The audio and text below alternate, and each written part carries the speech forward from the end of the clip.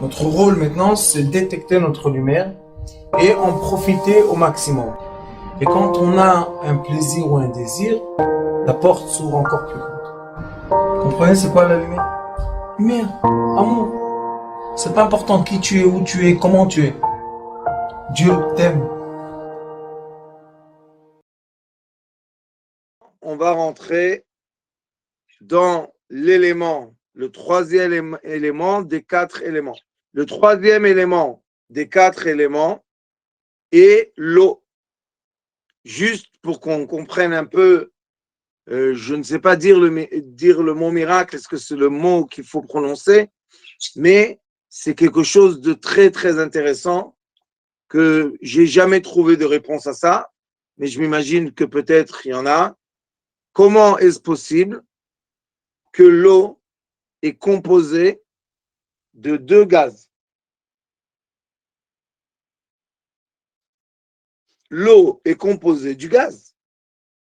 C'est comme si que je vous dis que j'ai pris dans l'air maintenant de l'oxygène et j'ai pris, je ne sais pas moi, hélium et je pousse un oxygène et l'autre et hop, je reçois des gouttes d'eau.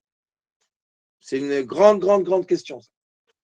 La réponse est que, en effet, l'eau est de l'oxygène. Ça veut dire que ce sont des gaz, sauf que ces gaz-là, ils sont oppressés.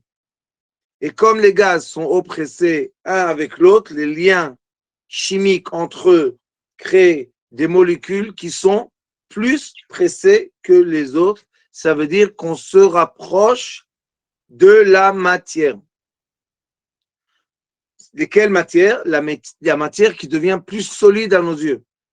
Ça ne veut pas dire que si on aurait eu en imagination des lunettes quantiques, on aurait pu voir tout ce qui existe, on aurait vu seulement des fréquences. Il n'y aurait aucune matière. On peut passer à travers les murs et à travers les rochers, comme le font des Indiens et comme le font certains Chinois de Shaolin. Donc, est-ce que la matière est vraiment du solide ou pas? Ça, c'est la question. Pourquoi je vous pose cette question? Parce que vous allez voir ici qu'il dit Yesod Hamaim, l'élément de l'eau, Mimeno ta'avot ta'anugim. Ça veut dire que tous les désirs que nous avons pour se faire plaisir viennent de l'eau. Et de là, on va déduire 2 choses. Une chose, c'est l'origine de la vitalité de l'être humain.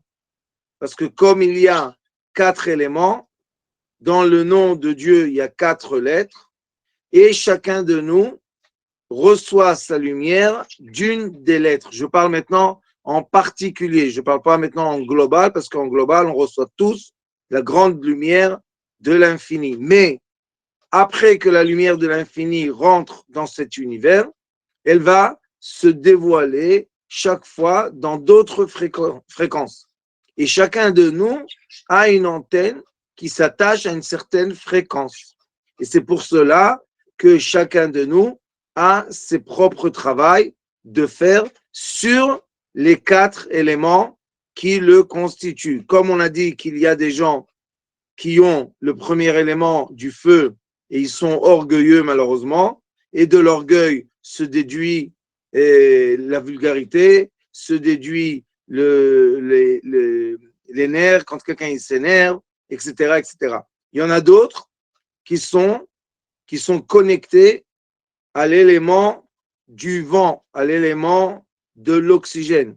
Et eux, comme on a dit, ils ont le problème de parler, de la conversation. Ils parlent beaucoup et malheureusement, ils parlent beaucoup aussi des choses qui ne sont pas nécessaires à parler et que ça emmène des problèmes.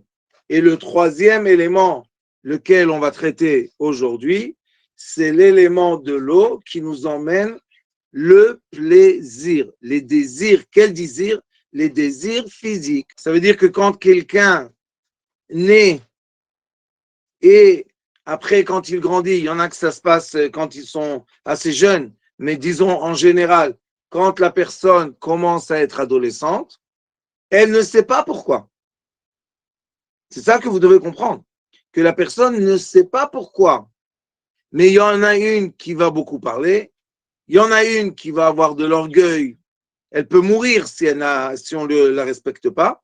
Et il y a une personne qui a énormément de désirs, mais vraiment, elle ne sait pas contrôler son désir. Plutôt, on peut dire que son désir la contrôle. Quel est le désir? Le désir est le désir physique. Quel est le désir physique? Le vrai désir fort physique, il faut le dire, parce que c'est comme ça qu'on va comprendre les gens et on ne va pas les juger, c'est le désir de l'intimité. C'est pour ça qu'à l'âge de l'adolescence, hommes ou femmes, ils ont un approchement de l'intimité, mais pas tout le monde. Pas tout le monde. Il y en a que l'intimité, ce n'est pas leur truc dans la vie, et ils sont plutôt dans l'orgueil et dans la parole. Mais il y en a que l'intimité est l'histoire de leur vie. Maintenant, l'intimité, c'est aussi le sport, c'est aussi tout ce qui va déduire de notre cerveau l'endorphine et le dopamine. C'est pour ça, et je parle maintenant en règle générale, les enfants indigos, ce sont des enfants qui descendent dans la matière, leur lumière descend dans la matière, et il est écrit dans les livres de nos sages, que au début des temps, il y avait deux anges, c'est écrit dans la Torah aussi, il y avait deux anges que eux, ils ont dit à Hachem, ils lui ont dit, pourquoi tu as créé cet homme? Il a fauté. On t'avait dit qu'il allait fauter. Cet homme-là n'est pas fidèle, il faute. Alors Dieu leur a dit, ah bon, vous pensez que c'est facile d'être dans cet univers et ne pas fauter? C'est comme ça, il leur a répondu. Ils ont dit oui, quel est le problème? Hein? Il leur a dit oui, maintenant vous êtes des anges de lumière, mais quand vous allez rentrer dans l'atmosphère, votre lumière va se connecter à la matière et vous n'allez pas résister à ce que lui, il résiste. Ils ont dit, mais putain, jamais de la vie, on est des anges, on est des anges. C'est qui? Azav et Azaël. Et vous savez qu'est-ce qui s'est passé? Il leur a dit, bienvenue. Hop! Qu'est-ce qui est écrit dans la Torah? Quand ils sont rentrés et leur lumière, parce qu'un ange c'est de la lumière, s'est enveloppé de matière, la première chose qu'ils ont fait, Vaïchteu bivnot Adam. La première chose qu'ils ont fait, c'était, ils sont sautés sur les femmes. La première chose qu'ils ont fait. Dieu leur a dit, rien du tout, rien du tout. Et ils ont fait naître, malheureusement, plein d'identités qui sont ni hommes, ni démons, de plein de choses bizarres. Et depuis, avec la grâce de Dieu, nous, les êtres humains, ceux qui sont des êtres humains, parce que aussi entre nous, nous avons des petits démons sympathiques, mais mettons de côté les petits démons, nous, les êtres humains, on a une force que les démons ou bien que les anges n'ont pas. Il faut savoir ça. On a la force de se retenir. L'ange n'arrive pas à se retenir. Il n'arrive pas. Et c'est pour ça que malheureusement, il y a dans le monde des êtres humains, je dis malheureusement parce que c'est très très douloureux cette histoire, il y a des gens qui n'arrivent pas à se retenir et ils vont faire du mal à quelqu'un d'autre. Pourquoi? Pour accomplir leur désir physique. Imaginez-vous qu'est-ce qui se passe dans la tête de quelqu'un. Et malheureusement, plus il y a Internet et plus dans la police, ils disent qu'il y a une montée de plaintes de personnes qui abusent des autres, malheureusement physiquement, et essayer de comprendre qu'est-ce qui se passe dans la tête de cette personne qui se permet, c'est complètement fou à mon avis, mais comment une personne se permet de prendre le corps de quelqu'un d'autre, l'utiliser comme un habit ou comme je ne sais pas quoi, et rejeter cette personne. Qu'est-ce qui s'est passé dans la personne? La réponse est que la personne a été envahie par une mauvaise onde électromagnétique qui existe dans ce monde, et cette personne-là n'a pas la force de se retenir. Je ne veux pas vous énerver, je demande pardon à ce que je vais dire maintenant, mais c'est la réalité et il faut la comprendre. Il est écrit dans les livres qu'il y a des femmes qui sont élonites. C'est quoi une élonite? C'est une femme, malheureusement, qui est là, qui n'est pas dans le trajet de mariage ou d'enfant. Elle n'est pas dans ce trajet, elle n'est pas dans cette ligne. Elle est dans une autre ligne. Et sa ligne est quoi? Le désir physique. C'est pour ça que vous voyez, surtout sur Internet, les sites les plus vus sur Internet, ce sont les sites XXX. Et pourquoi ce sont les sites les plus vus? Il y a des acteurs, il y a des actrices là-bas. Parce que il y a des personnes dans ce monde qu'ils sont formatés à la naissance de cette histoire du plaisir. Et pourquoi ils sont là? Pour que ceux qui sont des personnes, des femmes qui vont créer des foyers, qui vont être des mères de famille, ces femmes-là ne sont pas capables toujours de venir et d'accomplir tous les besoins de quelqu'un qui sont mariés avec lui et par exemple qu'il vient de l'élément de l'eau. La personne qui vient de l'élément de l'eau, c'est une personne que c'est très difficile pour elle de se retenir physiquement. Et comme vous savez que dans la Torah, la femme, oui, on la marie, mais elle n'est pas à nous complètement. C'est une grande erreur de beaucoup de gens ignorants. La femme, quand tu te maries avec elle, elle t'appartient pas à 100%. Et comment c'est ça? Parce que dans les périodes qu'elle est interdite à toi, tu n'as pas même pas le droit de toucher même son doigt. Alors comment c'est ma femme? Si c'est ma femme, quand je veux, je l'ai. Mais non, tu l'as pas quand tu veux. Tu l'as quand elle peut et quand elle est permise. Et encore plus dans les règles de Torah, malheureusement, l'ignorance règne sur le monde. Mais il faut savoir que dans la vérité de la Torah, et il y a beaucoup de cours que j'ai enseignés de cette information d'intimité sur Sitrei Chaim sur YouTube, et bien là-bas, j'explique beaucoup en profondeur l'histoire de l'intimité. Et sachez que d'après la Torah, la femme est permise seulement quand elle veut, quand elle accepte. Et quand elle ne veut pas, elle n'accepte pas, elle est interdite. On n'a pas le droit de violer même sa femme. Il faut comprendre ça. Le viol est prendre quelque chose par force. C'est comme le vol, c'est comme l'orgueil, c'est comme faire peur à quelqu'un. C'est tous ces éléments-là, c'est des éléments que l'être humain est né. Il est né dans l'élément, par exemple, de l'air, comme on a parlé quelques semaines, et lui, il parle de la chanara. Il parle des mensonges. Il invente. Non, tu lui dis, pourquoi tu te tais pas? Tais-toi, c'est mieux. Il peut pas se taire. Qu'est-ce qu'il a? Il a du vent. Ça s'appelle comme du vent. C'est de l'énergie dans lui qu'il ne peut pas retenir. Alors, c'est quoi un être? Maintenant, on peut comprendre. Un être humain, c'est quelqu'un qui a la force de se retenir. Et moi, je dis aux gens, même si tu te retiens une fois par an, tu as une envie très forte, tu dis non. Maintenant, non. Je vais respirer, je vais faire la marche, je vais me générer mon corps d'endorphine et de dopamine d'une autre façon. Et voilà, je m'assois tranquille. Cette personne-là, vous devez comprendre, si j'aurais mis des électrodes dans son cerveau et j'aurais imprimé ce qu'elle a dans la tête, je vous dis, les gens seraient effrayés. Parce qu'on peut penser des choses que Dieu vous en préserve.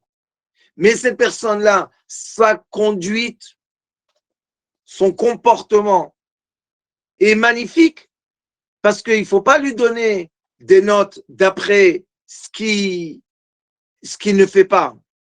Il faut comprendre. Moi, je leur donne la note d'après ce qui se retiennent. Quelle force, que Dieu nous garde, quelle force. C'est comme celui qui veut parler, il se tait. Donc, tout ce qui est humidité, tout ce qui est humide, découle de cette force qui s'appelle la force de l'élément du liquide. Et il faut comprendre, moi, je respecte les gens d'après qu'on déchiffre en premier l'élément qui est le plus fort chez eux, et après voir comment la personne accepte de contenir ou bien de maîtriser son élément. Il faut comprendre que c'est extraordinaire.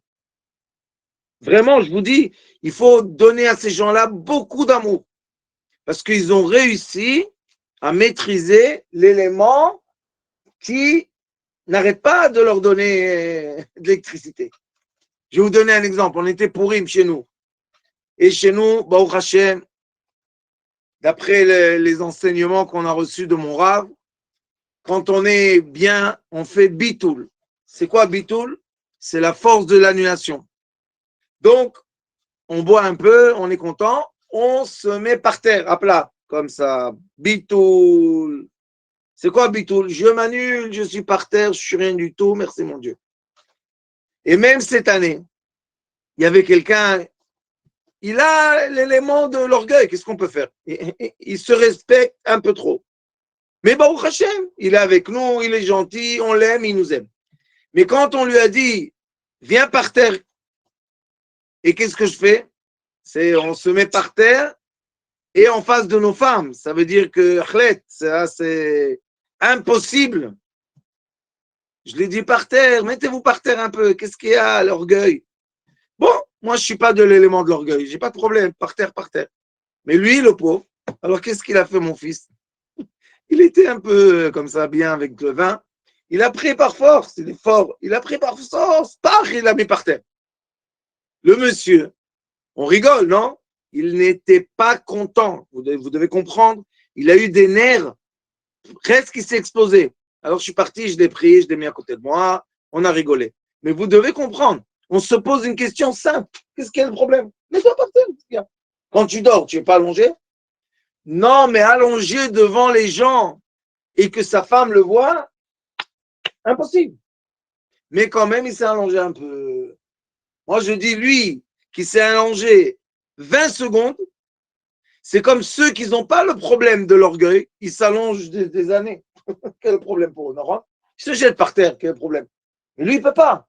Maintenant, comprenez d'après ça, ceux que les pauvres, ils ont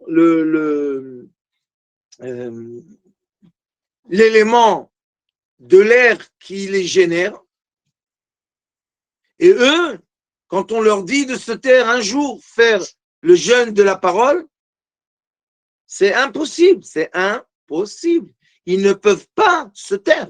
Ils ont besoin de parler. Alors, Baruch Hashem, s'ils ont besoin de parler beaucoup, qu'ils parlent des choses bien. Mais imaginez-vous une personne qui a cet élément en elle. Elle est née, elle est créée dans cet élément. Et maintenant, on lui dit, chut, un jour de jeûne. Vous savez, Vipassana, quand ils font en Inde, ils font des fois des semaines, on n'a pas le droit de parler. Il y a des gens qui explosent. Ils explosent. Oh, ils crient. Tu te dis, qu'est-ce qu'il y a? Ils ne peuvent pas. C'est pour ça que c'est interdit de juger la personne et contredire l'élément de quel elle vit. C'est interdit de faire ça. C'est comme, et qu'est-ce qui est écrit dans la Torah? C'est quoi? Quand il y a un aveugle, Dieu nous en préserve, tu n'as pas le droit de lui mettre en face de lui un trou dans la terre parce qu'il va tomber. Après, il tombe, tu dis, hey, pourquoi tu n'as pas fait attention? Il est aveugle, comment il va faire attention? Donc, ces gens-là, quand ils se taisent, quand ils ont la force de ne pas parler, vous savez, des fois dans une dispute, il faut se retenir, dis rien, parce que ce que tu vas dire va faire du feu. Vous savez, les gens, ils se tuent parce qu'ils ont parlé. C'est-à-dire que la parole, mais il y a des gens, il n'y a pas de problème. Qu'est-ce que tu ne parles pas 2 semaines? 2 semaines. Regardez, il y a des vieux, ils ne parlent pas. Mon grand-père, c'était un Cohen de Djerba. Ils ne parlent pas. C'est des gens, la bouche cousue. Ils ne parlent pas. Tu veux parler avec eux, il n'y a rien. Oui, oui. C'est tout. Bon, dis quelque chose. Comme ça. J'avais la chance, je ne sais pas pourquoi il m'aimait beaucoup. Quand j'étais petit, il parlait avec moi, il me racontait des histoires et les trucs et tout.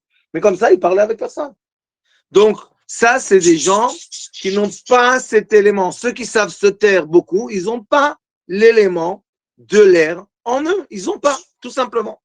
Maintenant, si vous avez bien compris les deux exemples, quand on rentre dans l'exemple de l'eau, dans l'élément de l'eau, imaginez-vous les gens qui se retiennent.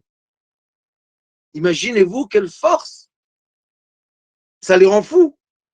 On se dit, mais qu'est-ce qu'il a celui-là? Alors, calme-toi un peu, hein? Qu'est-ce qu'il y a? C'est comme celui qui parle, c'est comme celui qui a de l'orgueil. Ça veut dire quoi, calme-toi un peu? Si tu aurais l'énergie que j'ai, tu aurais dit, calme-toi un peu? C'est pas. Et c'est, excusez-moi de vous dire, que c'est cruel, c'est vraiment cruel de prendre une personne qui est née avec l'élément de l'eau, beaucoup les indigos, beaucoup d'indigos sont nés dans l'élément de l'eau. Pourquoi? Parce qu'ils doivent éclairer la royauté. Ils doivent emmener la lumière. Les enfants d'indigo, ils doivent emmener la lumière très élevée jusqu'à la cendre, jusqu'à la matière. Vous voyez, mes oiseaux, ils sont d'accord avec moi. Donc, il faut comprendre que l'humidité, quand quelqu'un il est né avec l'humidité, on peut voir ça sur son corps. Quand la personne est née avec l'humidité, la personne, d'après la Torah, est née aussi avec les grands désirs. Les très grands désirs, très fort désirs, comme par exemple dépenser de l'argent. On dit, mais qu'est-ce qu'ils ont cela? Il est obligé, il te dit, allez, on va acheter quelque chose. Ça veut dire quoi? Imaginez-vous ceux qui n'ont pas cette envie ou ce désir de dépenser. Imaginez-vous cette phrase. Allez, on va acheter quelque chose. On n'a rien besoin. Non, on va voir, on va acheter quelque chose. Vous savez, moi, je suis aussi de l'élément de l'eau. Alors, je dis à ma femme, fais-moi plaisir, aie pitié de moi. Permets-moi de t'acheter quelque chose. Et elle n'est pas de l'élément de l'eau. Alors, elle me dit, mais qu'est-ce que tu veux que tu... J'ai besoin de rien. J'ai dit, fais-moi plaisir. Aie pitié de ton mari. Permets-moi de t'acheter quelque chose. Top, on marche dans le canyon. Je lui dis, je te supplie. Elle me dit, mais tout le temps, tu m'achètes des choses. Qu'est-ce que tu veux maintenant? Je lui dis, c'est un besoin mental. Je te supplie. Elle est rentrée avec moi dans un magasin de parfums. Elle sait qu'on aime les parfums. Elle a acheté quelques parfums. 40 €. Je lui dis, Binti, aie pitié de ton mari. Viens, on achète quelque chose. Elle me dit, je veux rien acheter. Maintenant, je vous pose une question. Celui qui est généreux, c'est pas une qualité. Généreux, on est né comme ça, c'est tout. Par contre, on est né avare et on s'est transformé en généreux. Ça, il faut leur donner tout le respect du monde. Mais celui qui est né généreux, il est né avec les mains ouvertes comme ça. Qu'est-ce que c'est? C'est une très grande qualité quand il veut donner? Non, c'est normal. Quelle est la qualité du généreux? Ceux qui ne veulent pas recevoir de lui, c'est une torture. Mais si on n'est pas né généreux, on n'est pas né dans l'élément de l'eau, on est content quand quelqu'un ne veut rien. Un mari, sa femme lui dit, non, j'ai besoin de rien. Oh, il est content. Sa carte, elle n'est pas toute la journée dans les Kenyans, dans les magasins. Il se dit, ah, bah, au Hachem. Mais celui qui est généreux, qu'est-ce qu'il fait? Ça le torture. Bon, fais-moi plaisir, je t'achète quelque chose. J'ai besoin de rien. Alors, on voit que l'élément humide, qu'on peut voir aussi dans le corps physique des gens, et si vous allez, avec tout le respect que je vous donne, si vous allez regarder c'est quoi l'acte intime, ça commence par le s'embrasser sur la bouche. S'embrasser sur la bouche, c'est quoi? C'est de l'humidité. Et il y a des gens que leur bouche est sec. Ils n'ont pas envie de s'embrasser sur la bouche. C'est sec. Est-ce qu'ils font exprès? Non, c'est leur vie. Donc, et ceux qui sont, oui, de l'humidité, quand ils s'embrassent, ça va vite. Et à la fin, c'est quoi la naissance d'un enfant? Comment un enfant vient au monde? L'humidité masculine rencontre l'humidité féminine. Et Baruch Hashem, on a un début de vie. On est obligé qu'il y ait de l'humidité. Ça ne se passe pas avec des ondes électromagnétiques. Ça doit se passer à travers l'humidité. Maintenant, j'ai eu un couple que malheureusement, ils n'ont pas encore réussi à avoir un bébé. J'ai dit au monsieur, faites-moi plaisir, montrez-moi votre femme. Alors, on a fait la réunion à 3. Je ne sais pas qu'est-ce qu'elle a passé dans la vie, mais sec de chez sec. Alors, je leur ai dit, il faut commencer elle est obligée d'avoir de la joie.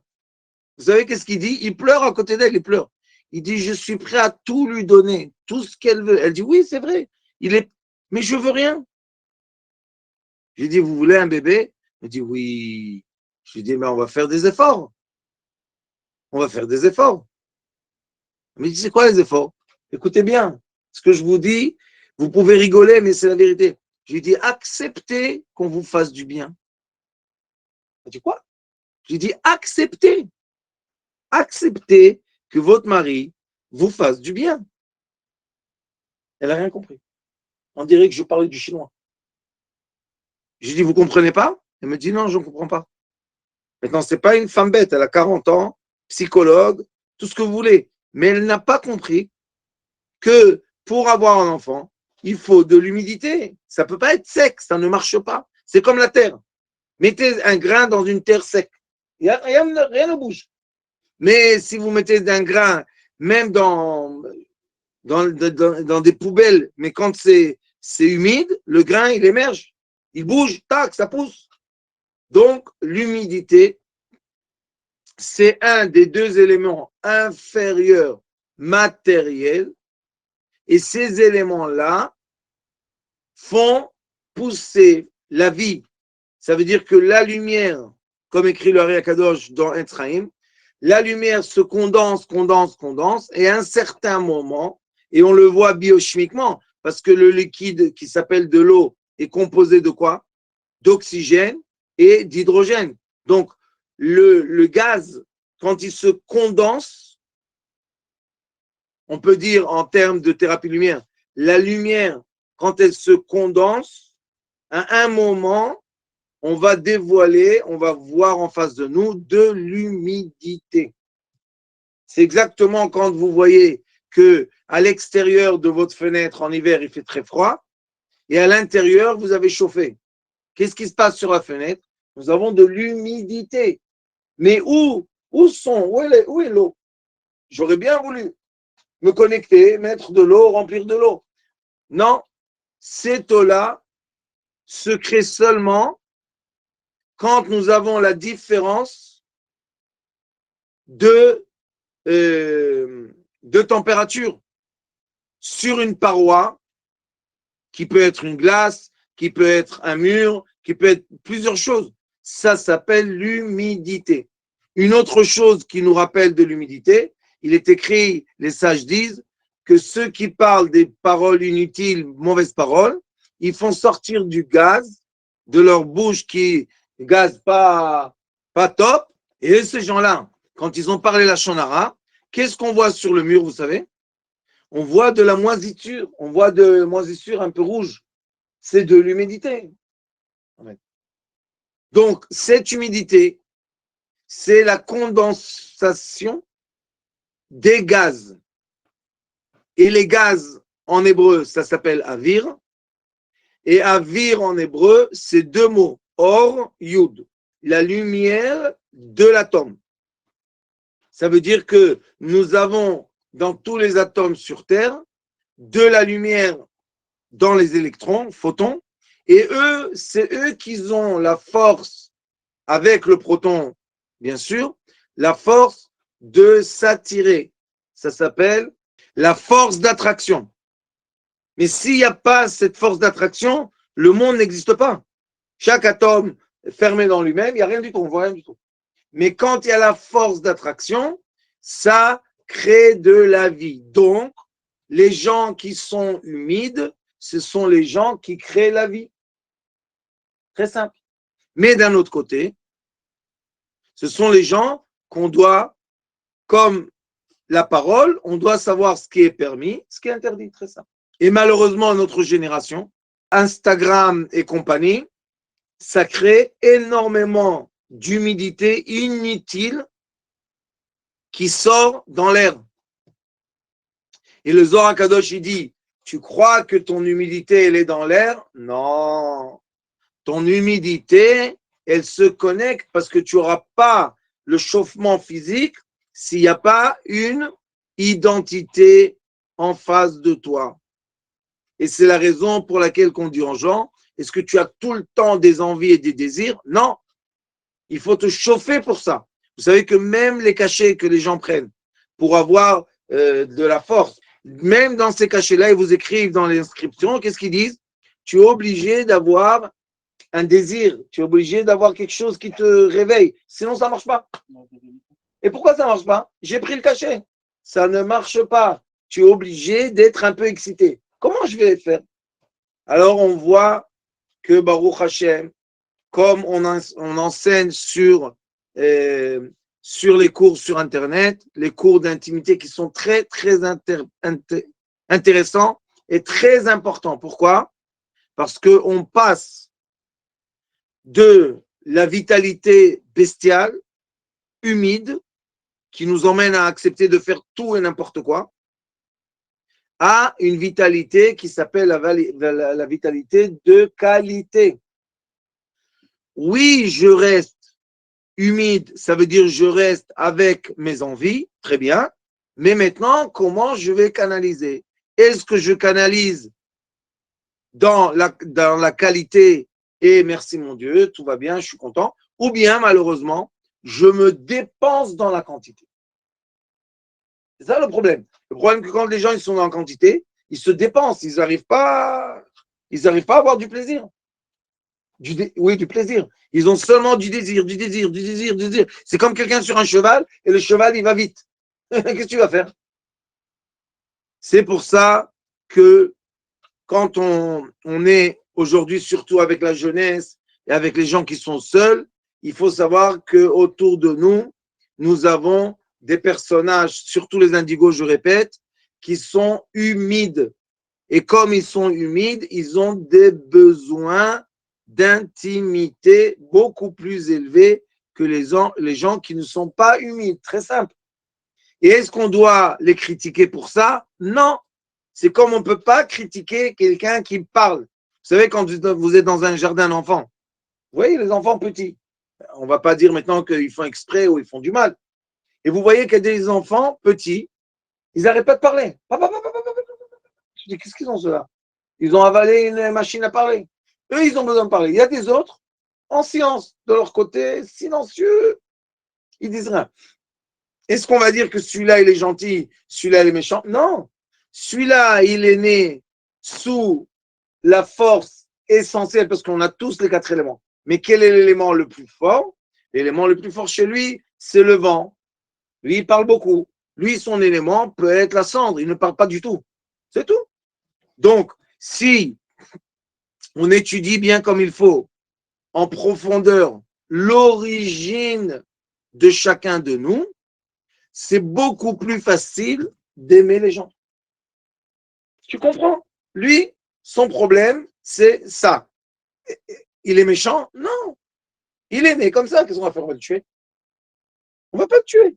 On va lui dire, écoute, il y a comme ça, on peut comme ça. Il y a beaucoup, beaucoup de cours que j'ai donnés sur ça. Et ces cours-là, Baruch Hashem, sachez que la première chose que m'a enseigné mon Rav, Zichrono Livracha, première chose, parce que moi, vous savez, ceux qui sont de l'origine du liquide, ils sont aussi des moines. Ils se disent, moi, plus rien du tout. Pourquoi tu dis ça? Où est l'équilibre? Il n'y a pas d'équilibre. Ou tout ou rien. Non. Alors, mon Rav Zichrono Livracha, la première chose qu'il m'a enseigné, Tous les vendredis, on venait avec ma femme chez lui. Il nous faisait du café, des gâteaux, et il nous racontait, il nous expliquait ça. Et malheureusement, l'ignorance moderne fait que dans toutes les religions, ils ont interdit ça. C'est de l'ignorance. Parce que la vérité est la permission de l'intimité, mais en qualité et non pas en quantité. Merci beaucoup pour ce cours magnifique.